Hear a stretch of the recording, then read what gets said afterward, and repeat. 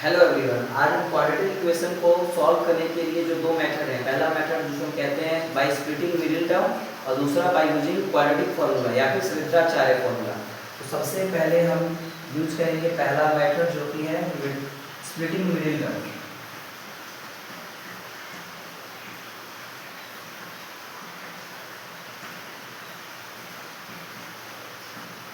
एक हम quadratic equation ले रहे हैं, मान लीजिए x square plus 7x plus 10। अब इसका हम देखिए, हमारा मिडिल टर्म 7x है, तो ऐसा कोई हमें दो नंबर लेना है जिसको मल्टीप्लाई, यहाँ पे देखिए पहले यहाँ 1 है, 1 से मल्टीप्लाई किए हैं 10 में, तो 10 आएगा। 10 का प्राइम फैक्टर निकालिए, 2 5 जा 5 1 जा, मतलब 2 और 5 ऐसे दो नंबर हैं जिनको ऐड करने पर 7 आएगा, और 2 और 5 ऐसे नंबर हैं जिनको मल्टीप्लाई करने पर 10 आएगा।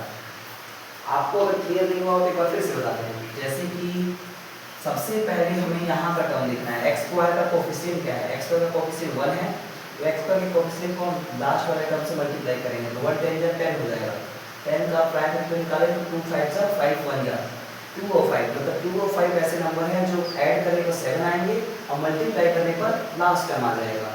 तो चलिए हम सॉल्व करना शुरू करते हैं।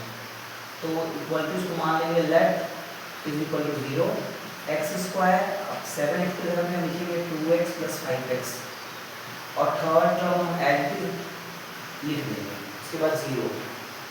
अब देखिए यहाँ दोनों में x है, x कॉमन ले लेंगे, x हो जाएगा बाहर तो एक x बचेगा, वहाँ से x बाहर ले लेंगे तो यहाँ बचेगा 2।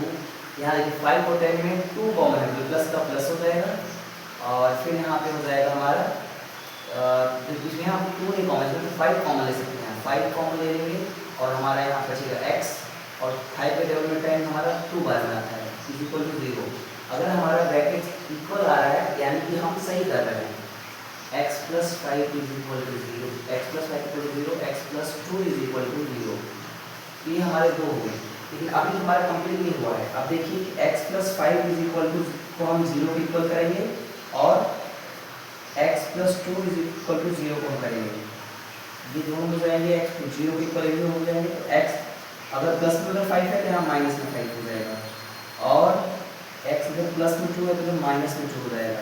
तो हमारे जो प्राइम फैक्टर हमारे स्प्लिटिंग द मिडिल टर्म से जो हमारा क्वाड्रेटिक इक्वेशन का जो दो रूट आए हैं वो हमारा -5 और -2 है, तो ये हो जाएगा हमारा by splitting the middle term से, ये हमारा आंसर हो गया।